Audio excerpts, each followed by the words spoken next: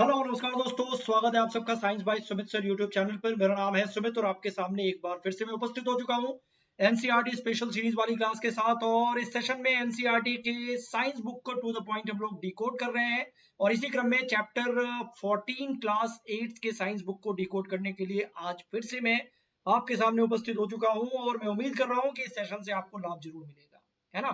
ये सेशन उन सभी अभ्यर्थियों के लिए बहुत उपयोगी है जो किसी भी एग्जाम्स की तैयारी कर रहे हैं और जिनको अपने साइंस के कॉन्सेप्ट को बेहतर करना है, चाहे वो सीटेट पेपर 2 एग्जाम्स की तैयारी करने वाले अभ्यर्थी हो, या फिर बीपीएससी एग्जाम्स की तैयारी करने वाले अभ्यर्थी हो, या यूपी टेट या एमपी टेट वर्ग 2 जैसे एग्जाम्स की आप तैयारी कर रहे हैं, रीट एग्जाम की तैयारी कर रहे हैं, सुपर टेट एग्जाम की तैयारी कर रहे हैं, या DSSB जैसे, या फिर अन्य किसी एग्जाम्स की तैयारी कर रहे हैं। एक सब्जेक्ट के तौर पर अगर आपको साइंस पढ़ना है तो ये सेशन आप ही के लिए है। और आज हम लोग क्या बात करने वाले हैं, देखो एनसीईआरटी क्लास 8 के साइंस बुक में चैप्टर नंबर 14 के ऊपर आज हम लोग चर्चा करेंगे, जिसका नाम है विद्युत धारा के रासायनिक प्रभाव, chemical effect of electric current. ये बड़ा इंपॉर्टेंट टॉपिक है प्रश्न के लिहाज से, इसके ऊपर हम चर्चा करेंगे। इसका मतलब ये हुआ कि इससे पहले 13 चैप्टर यानी 1 से लेकर के 13 चैप्टर्स ऑलरेडी इसी चैनल पे अपलोड किए जा चुके हैं। सारे पार्ट्स, कंप्लीट चैप्टर्स आपको इसी चैनल के प्लेलिस्ट में मिल जाएंगे। आप जाकर के वो भी देखिए समय निकाल करके, अगर आप साइंस को अच्छे से समझना चाहते हैं तो इत्मीनान से पढ़िए। बाकी आगे आज के सेशन को मैं डिस्कस करूंगा, उससे पहले आपसे रिक्वेस्ट करूंगा कि जो लोग नए अभ्यर्थी हैं जिन्होंने अब तक इस चैनल को सब्सक्राइब नहीं किया है, science by Sumit sir YouTube channel को, तो कृपया मेरे रिक्वेस्ट पे आप इसे सब्सक्राइब कर ले। साइड में ऐसे ना सब्सक्राइब का कुछ लिखा होगा, उसको प्रेस कर दो, बस सब्सक्रिप्शन मिल गया। कोई पैसे वैसे नहीं लगते हैं। टेलीग्राम चैनल को भी आप ज्वाइन कर सकते हो, है ना। सेशन लाइक करो, शेयर करो, ये सब तो करो ही, बाकी पढ़ाई करो। तो चलिए अब चैप्टर 14 के ऊपर हम बात करते हैं, chemical effects of electric current. देखो इलेक्ट्रिक करंट देखा जाए तो एक कॉन्सेप्ट है, विद्युत धारा। और इस विद्युत धारा के कारण हमारी आम जिंदगी बहुत आसान हो गई, क्योंकि बहुत सारे इंस्ट्रूमेंट को चलाने के लिए जो इनपुट एनर्जी चाहिए वो बिजली से मिलती है। और बिजली के कारण ही कहीं ना कहीं जिंदगी इतनी आसान हुई है। ऐसे में विद्युत धारा के कई प्रभाव होते हैं। इसी में से एक प्रभाव है केमिकल इफेक्ट। जैसे इलेक्ट्रिकल करंट के मैग्नेटिक इफेक्ट भी होते हैं, इलेक्ट्रिकल करंट के थर्मल इफेक्ट भी होते हैं, ऐसे केमिकल इफेक्ट भी होते हैं, है ना। मान लो कहीं किसी सिस्टम से सपोज इलेक्ट्रिसिटी या इलेक्ट्रिकल करंट पास हो रहा है, और इस इलेक्ट्रिसिटी के कारण कहीं मैग्नेटिक फील्ड जनरेट हो रहा है, तो मैग्नेटिक प्रभाव हुआ एक तरीके से। कहीं किसी सिस्टम में इलेक्ट्रिसिटी प्रवाहित हो रही है और उसके कारण, इलेक्ट्रिसिटी के प्रवाह के कारण वो सिस्टम बहुत गर्म हो रहा है, टेम्परेचर उसका बढ़ रहा है, तो थर्मल इफेक्ट हुआ, है ना। हम जो प्रेस करते हैं एक तरीके से, बिजली से प्रेस चला के कपड़े को इस्त्री करते हैं ना, वो भी तो इलेक्ट्रिकल करंट का एक इफेक्ट है, थर्मल इफेक्ट, है ना। बल्ब जलता है पीली रोशनी वाला, वो भी एक इफेक्ट है ना। तो वैसे ही अगर किसी सिस्टम से, जैसे मान लो खास करके मैं अगर किसी लिक्विड की बात करूं, ठीक है, अगर कोई एक लिक्विड है और इससे करंट पास हो रहा है, सपोज करंट पास हो रहा है, और करंट के पास होने से इसमें कुछ रिएक्शन हुआ, केमिकल रिएक्शन हुआ, तो यही तो है केमिकल इफेक्ट। अब जैसे पानी में बिजली को प्रवाहित हम करते हैं, तो वहां केमिकल रिएक्शन हो सकता है जिससे पानी, जिसे हम H2O कहते हैं, वो टूट जाता है हाइड्रोजन और ऑक्सीजन में। इस तरीके का केस है। आपने सुना होगा कि किसी एक मेटल के ऊपर दूसरे मेटल का कोट चढ़ा दिया जाता है। जैसे मान लो कोई सस्ते मेटल से बनी हुई चीज है, जैसे सिल्वर, मान लो कंपैरेटिवली सोना से सस्ता होता है, तो चांदी का, सिल्वर का ये कंटेनर है और इसके ऊपर सोने की परत चढ़ा दी गई, इलेक्ट्रोप्लेटिंग की गई। ये भी तो केमिकल इफेक्ट ही है एक तरीके से, इलेक्ट्रोप्लेटिंग के जरिए ऐसे किया जाता है। ऐसे बहुत सारे एग्जांपल्स आपको मिलेंगे जिनके ऊपर हम बात करेंगे। फिलहाल अगर हम देखें तो पदार्थ के संदर्भ में, मटेरियल के संदर्भ में हम पहले ही पढ़ चुके हैं कि कुछ पदार्थ गुड कंडक्टर के कैटेगरी में आते हैं, जिनसे होकर के करंट आसानी से पास होता है, चाहे वो सिल्वर हो, एल्यूमिनियम हो, मेटल से बनी हुई कोई भी चीज हो, गुड कंडक्टर है ना। लेकिन कुछ पदार्थ ऐसे भी तो होते हैं जिनको हम इंसुलेटर टाइप का कहते हैं, बिल्कुल कुचालक कहते हैं, या थोड़ा सा लॉजिकल वे में बात करें तो वेरी वेरी पुअर कंडक्टर हम कह सकते हैं। नॉन कंडक्टर, अगर बहुत बिल्कुल ही करंट फ्लो नहीं हो रहा है, बहुत माइनर अमाउंट में करंट फ्लो हो रहा है, तो हम उसे इंसुलेटर कह देते हैं, है ना। जैसे रबर की बात, अब देखो यहाँ तांबा, एल्यूमिनियम, ये सब अच्छे चालक हैं, ठीक है ना। लेकिन रबर, प्लास्टिक या सूखी लकड़ी ये विद्युत का चालन नहीं करते।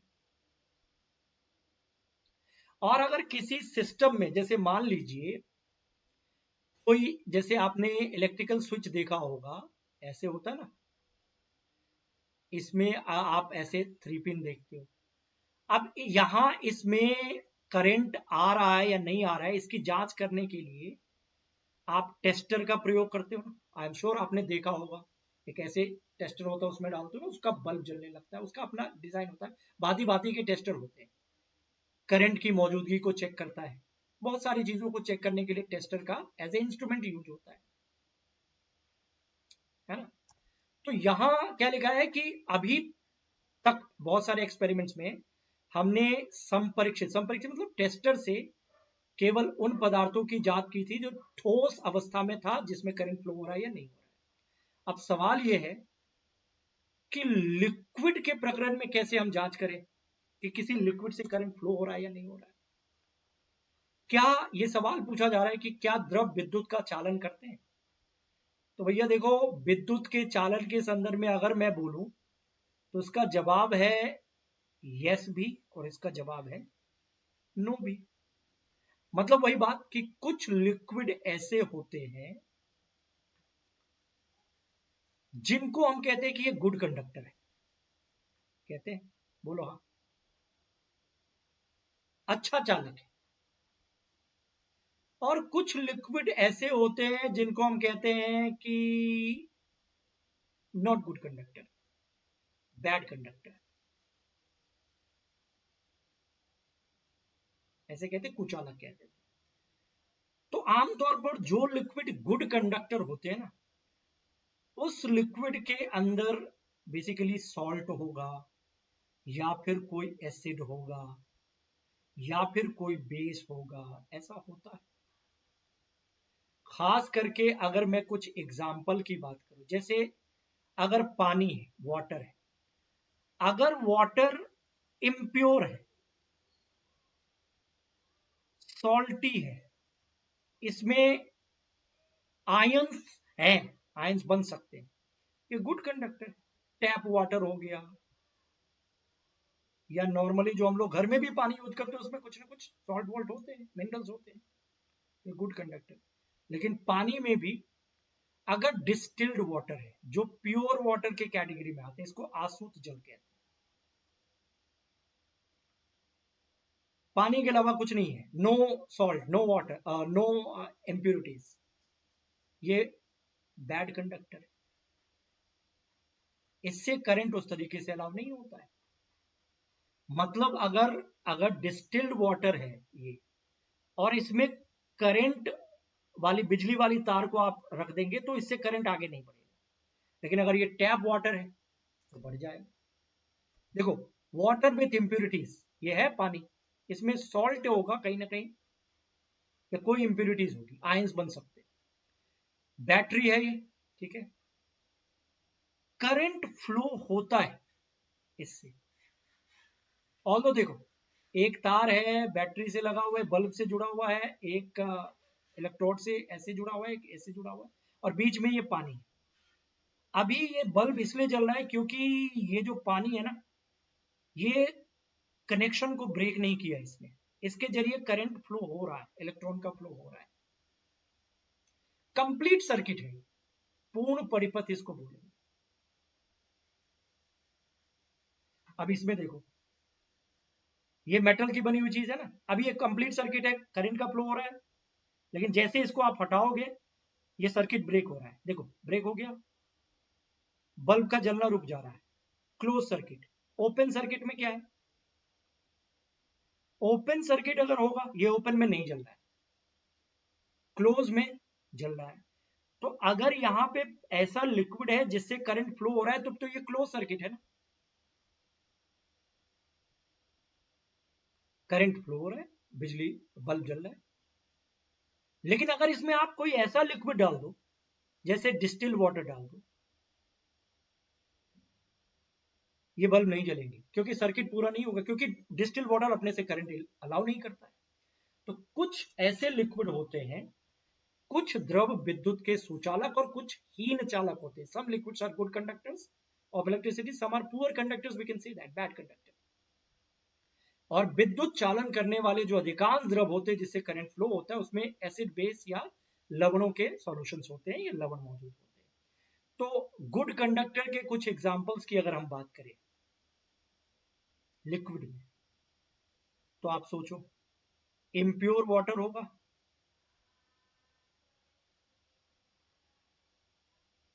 लेमन वाटर होगा। ऐसे में कुछ लिस्ट आपको बता रहा हूं, उस लिस्ट से आपको कुछ गुड कंडक्टर और कुछ पुअर कंडक्टर की बात आपको पता चल जाएगी। पुअर कंडक्टर में 3-4 बड़ा कॉमन एग्जाम्पल है जो अच्छा चालक नहीं है। एक तो डिस्टिल वाटर, पुअर कंडक्टर। दूसरा हनी, इसमें भी करंट फ्लो नहीं होगा। तीसरा केरोसिन ऑयल या फिर अन्य जो वेजिटेबल ऑयल होता है, ये सब बैड कंडक्टर है। बाकी ये impure water, lemon juice, vinegar, ये सब ठीक ठाक कंडक्टर होते हैं। ये पूरा एक लिस्ट है आपके सामने। एक एक्टिविटी में बच्चों को ये बताया गया था कि एक्टिविटी से आपको पता लगाना है कि कैसे कुछ लिक्विड गुड कंडक्टर है और कुछ बैड कंडक्टर। तो इसमें नींबू का रस जो होता है ना, लेमन जूस या लेमन वाटर मान लीजिए, लेमन जूस में भी तो पानी होता है।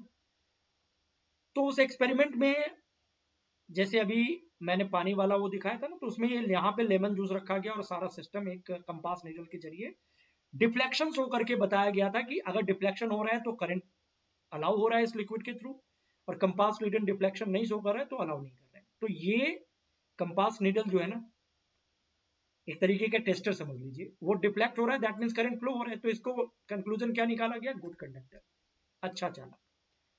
अब उसी तरीके से नींबू रस के बदले में सिरका रखेंगे तो क्या चुंबकीय सुई डिफ्लेक्ट होगी? इसका जवाब है हाँ। तो क्या इसको चालक कह देंगे? हाँ कह देंगे, ठीक है ना, ये भी एक चालक है। अब कितना अच्छा चालक है मेटल बॉडी की तुलना में, उससे कंपेयर नहीं कर सकते, लेकिन कम से कम चालन तो करता है बिजली को। टोटी का पानी, हाँ अच्छा चालक है, लेकिन वनस्पति तेल या वेजिटेबल ऑयल अगर आप डालोगे इस पानी की जगह पे, तो आपको डिफ्लेक्शन नहीं दिखेगा, नो। इसका मतलब ये पुअर कंडक्टर में आएगा। ये 3-4 मैंने जो बोला है ना, ये आप देखो यहाँ पे याद रखो। Lemon juice, yes, good conductor. Vinegar, सिरका, गुड कंडक्टर, पूछ सकते हैं। Tap water, good conductor. लेकिन वेजिटेबल ऑयल, यहां स्टार लगा रहा हो, जो नहीं कर रहा है अलाउ, उसको जरूर याद रखिएगा। मिल्क में भी पानी होता है, गुड कंडक्टर। हनी, ये देखो डबल स्टार। जो मैं यहाँ पे लिंक कर रहा हूँ ना, उसको जरूर याद रखिए, poor conductor. Orange juice, salty water, distil water, no, already मैं बता चुका हूँ। और केरोसिन ऑयल, ये 4 लिक्विड पुअर कंडक्टर की कैटेगरी में आते हैं और बाकी ज्यादातर कंडक्टर है, ठीक है। तो ये आप लिस्ट वाला क्वेश्चन आराम से कर लोगे, हल्के में नहीं लेना, ये इजी है, इसको ध्यान रखना। देखो, सम परीक्षित का मतलब क्या होता है, टेस्टर। जब ये शब्द आए ना, तो आप टेस्टर समझो, और टेस्टर आप सबने देखा होगा। टेस्टर बनाया भी जा सकता है दोनों सिरों के बीच। जैसे टेस्टर बनाने के लिए ना, टेस्टर बनाया और 2 सिरों के बीच ऐसे तार लटका के टेस्टर बनाया मैंने, और इन 2 सिरों के बीच में ना पानी रख दिया या कोई लिक्विड रख दिया। तो अगर विद्युत धारा इस लिक्विड से पास होगी, ये कंडक्टर होगा, तो टेस्टर का परिपथ पूरा हो जाता है और टेस्टर आपको बताता है कि इससे बिजली प्रवाहित हो रही है, वो जलने लगता है। बल्ब टेस्टर में जो लगा होता है वो दीप्त हो जाता है। और जब कोई विद्युत धारा अपने से, मतलब जब कोई द्रव विद्युत धारा अपने से प्रवाहित नहीं होने देते तो परिपथ वो पूरा नहीं होता, तो बल्ब जलेगा नहीं। तो इसका मतलब वो बल्ब ना जलने से आपको पता चल जाएगा कि कहीं ना कहीं कुछ दिक्कत है, मतलब उस लिक्विड से करंट फ्लो नहीं हो रहा। तो ये बात हम पहले से जानते हैं, और कुछ लिक्विड का लिस्ट हमने देख लिया कि कौन सा कंडक्टर है और कौन सा कंडक्टर नहीं है। अगर पानी की जगह पे आप वेजिटेबल ऑयल डालोगे तो उससे करंट पास नहीं होगा, टेस्टर का बल्ब नहीं जलेगा। सीधा बल्ब नहीं जलना टेस्टर का, ये आपको बताता है कि वेजिटेटिव ऑयल बैड कंडक्टर है। ऐसा भी हो सकता है कि कुछ परिस्थितियों में, कि जैसे कोई मान लो एक्स नाम का कोई एक लिक्विड है, ऑल्दो ये कंडक्टर है और इससे टेस्टर को अगर आप टेस्ट कर रहे हैं तो बल्ब नहीं जल रही है, नॉट ट्रू। ऐसा हो सकता है, इसके अलग अलग कारण है। कुछ परिस्थितियों में द्रव के चालक होने पर भी संभव हो सकता है कि बल्ब ना जले, ऐसा हो सकता है। क्या आपको याद है कि जो नॉर्मल पीली रोशनी वाली बल्ब से विद्युत धारा प्रवाहित होने पर वो दीप्त क्यों हो जाती है, जलने क्यों लगती है? ये वाली जो बल्ब जब विद्युत धारा प्रवाहित करते हैं ना, तो ये गर्म होकर के ये फिलामेंट एकदम लाल तप्त हो जाता है और यहां से रोशनी निकलने लगती है। विद्युत धारा के हीटिंग इफेक्ट का एक एग्जाम्पल है। विद्युत धारा के ऊष्मीय प्रभाव के कारण बल्ब का तंतु उच्च ताप पर गर्म होकर फिलामेंट दीप्त हो जाता है। तथापि ऐसा भी हो सकता है कि अगर जिस सर्किट से इसको जोड़ा गया उस तार में अगर करंट की ही मात्रा कम हो, बैटरी डाउन हो, या में भी हो सकता है करंट की शक्ति दुर्बल हो, तो शायद प्रॉपर अमाउंट में यहां तक करंट है, करंट लेकिन उतना नहीं पहुंच रहा है, तो ये लाइट ग्लो नहीं होगी।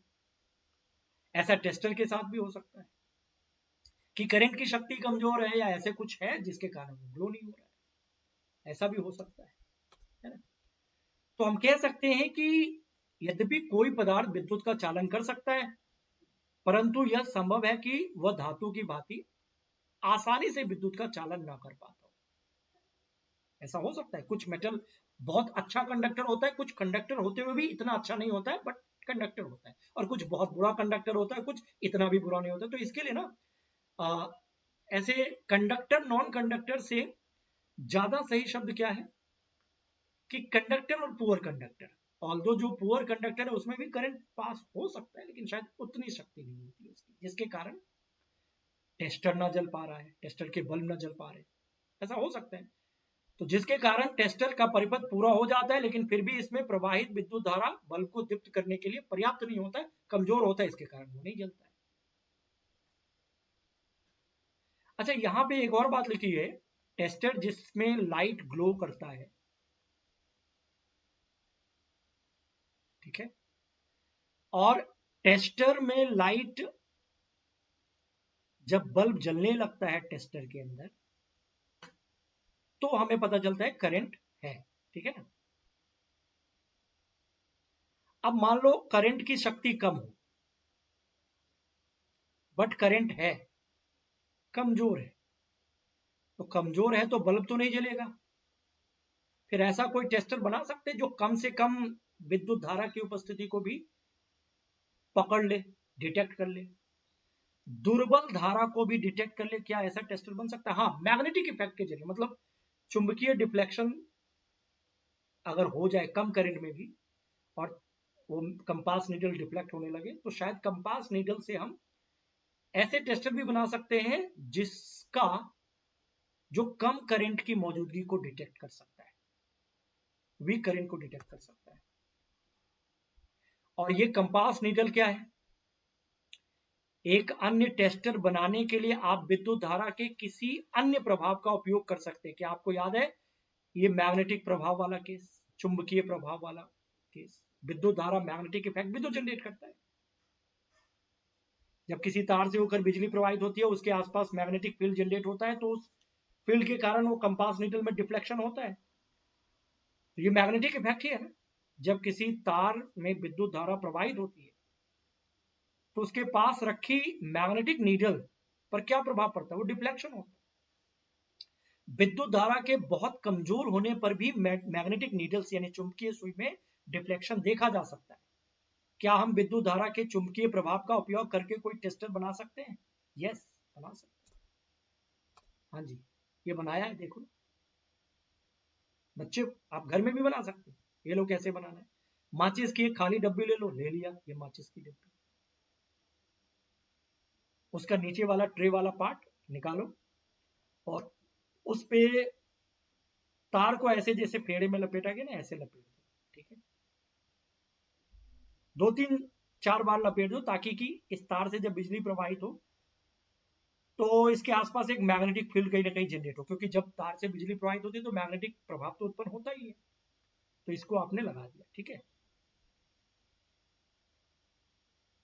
अच्छा, इस तार का एक सिरा बैटरी, ये बैटरी है, सेल है, इससे लगा दो, एक टर्मिनल से जोड़ दो और तार के दूसरे सिरों को ऐसे, ये देखो, एक सिरा आपने यहां लगा दिया और यहां से कनेक्ट कर दिया और एक सिरे को छोड़ दिया,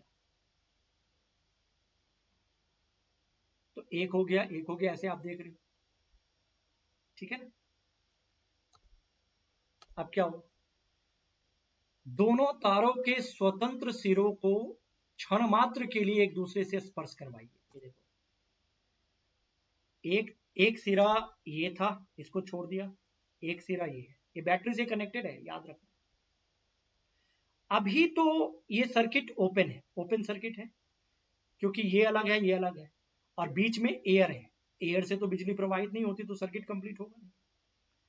लेकिन अगर ये तार है और ये तार है, अभी तो बीच में एयर है, सर्किट कंप्लीट नहीं होगा। कुछ देर के लिए ऐसे कर दो, जोड़ दो, इन दोनों तार को ऐसे जोड़ दो, तो सर्किट क्लोज हो जाएगा, कंप्लीट हो जाएगा, ऐसे करंट पास होना शुरू होगा और यहां डिफ्लेक्शन आपको दिख जाएगा। ये जब तार को जोड़ दोगे तो, ठीक है ना, तो चुंबकीय सुई को तुरंत विक्षेपण दिखाना चाहिए और वो दिखाएगा। ऐसे जोड़ोगे, सर्किट कंप्लीट हो गया, करंट फ्लो हो रहा है, दैट मींस करंट फ्लो होना, दैट मींस डिफ्लेक्शन शुरू हो गया। अब यही आपका मैग्नेटिक टेस्टर तैयार है। अब मान लो ये तो ये तार को जोड़ करके आपने साबित कर दिया। अब सपोज इस तार को जोड़ा नहीं, अब मुझे बहुत सारे लिक्विड को टेस्ट करना है कि वो उससे करंट पास हो रहा है या नहीं हो रहा है।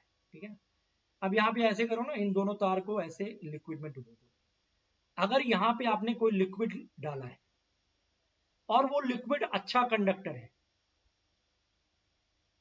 तो फिर डिफ्लेक्शन होगा, नहीं है बहुत बैड कंडक्टर है तो डिफ्लेक्शन नहीं होगा, क्योंकि लिक्विड कुछ होंगे जो करंट पास होने को अलाउ करेंगे, कुछ नहीं करेंगे, हवा से तो पास नहीं होगी, तो इसलिए डिफ्लेक्शन नहीं हो रहा है। आपके आपका तार के दो स्वतंत्र सिरों वाला टेस्टर तैयार है। अब इस टेस्टर का उपयोग करके क्रियाकलाप 14.2 को दोहराइए, जिसमें वो एक लिक्विड लेते थे, वो क्रियाकलाप आपको दोहराना नहीं है। मतलब वहां अगर आप इन दोनों के बीच में नींबू का रस डालोगे ना, तो डिफ्लेक्शन से आपको पता चल जाएगा कि करंट इससे पास होता है। ठीक है जी, तो मैग्नेटिक टेस्टर भी आपके सामने तैयार हो गया। टेस्टर के सिरों को नींबू के रस के बाहर निकालिए, उन्हें पानी में डुबाइए और पोंछ कर सुखाइए। इस क्रियाकलाप को अन्य द्रवों जैसे टोटी का पानी, वनस्पति तेल, दूध, शहद, इन सब के साथ दोहराइए। और हर बार जब आप एक लिक्विड से ये काम कर रहे हो ना, तो अच्छे से तार को धो करके एकदम सुखा देना है, ताकि किसी एक लिक्विड की इम्प्योरिटी दूसरे में ना जाए।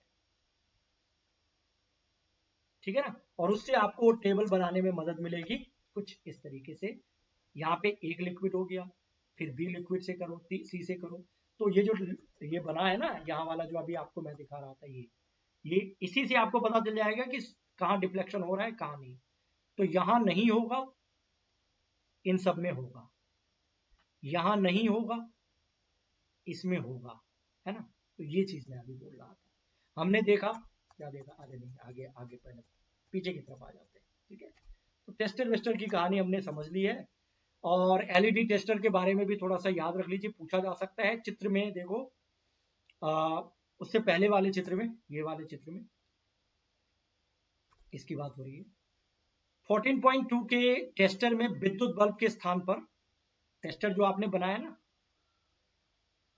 एक बल्ब लगाए। एक मैग्नेटिक की बात छोड़ दो, अब मैग्नेटिक वाला तो आपको पता है, लेकिन इनिशियल टेस्टर में क्या बोला था कि एक बल्ब होता है और बल्ब ग्लो करने लगता है, तो उससे आपको पता चलता है कि करंट फ्लो हो रहा है।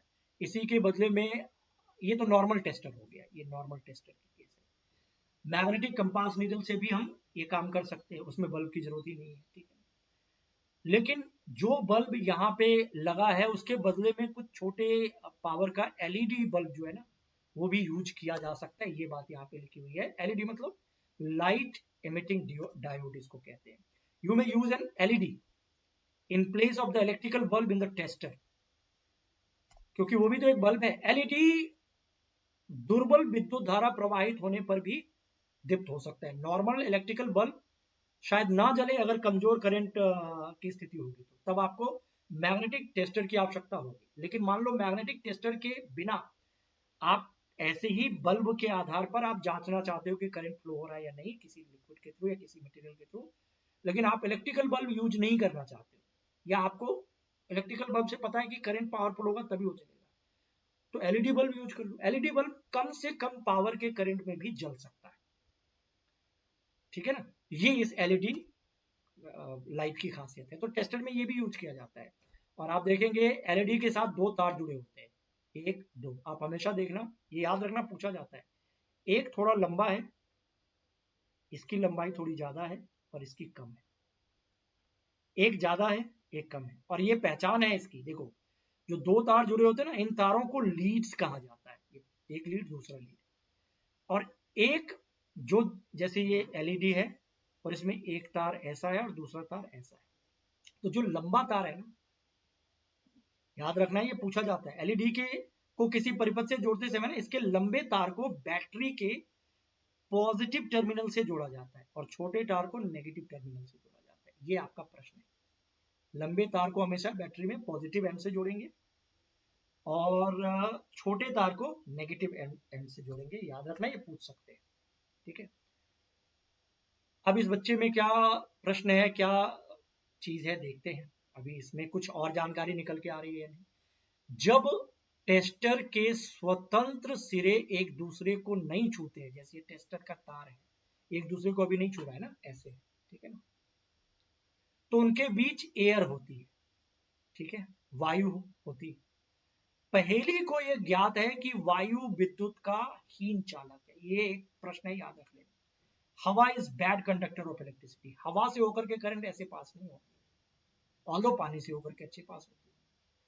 परंतु उसने ये भी पढ़ा है कि क्योंकि अगर हवा से होकर के बिजली पास होती ना, तो फिर ये तो सर्किट ही पूरा हो जाता है ना, तब तो इधर भी बिजली बिजली होती है हर जगह, है ना।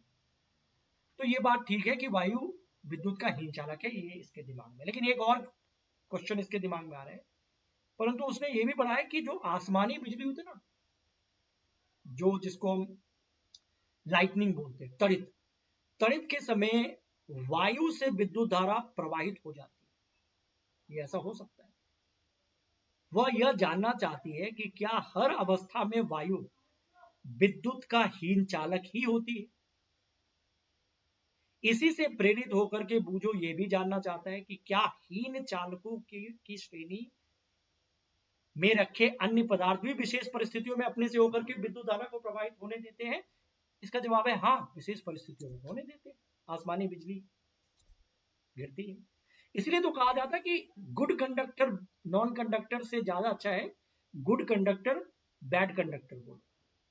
वास्तव में विशेष परिस्थितियों में अधिकांश पदार्थ विद्युत धारा का चालन कर सकते हैं। Actually under certain conditions most materials can conduct.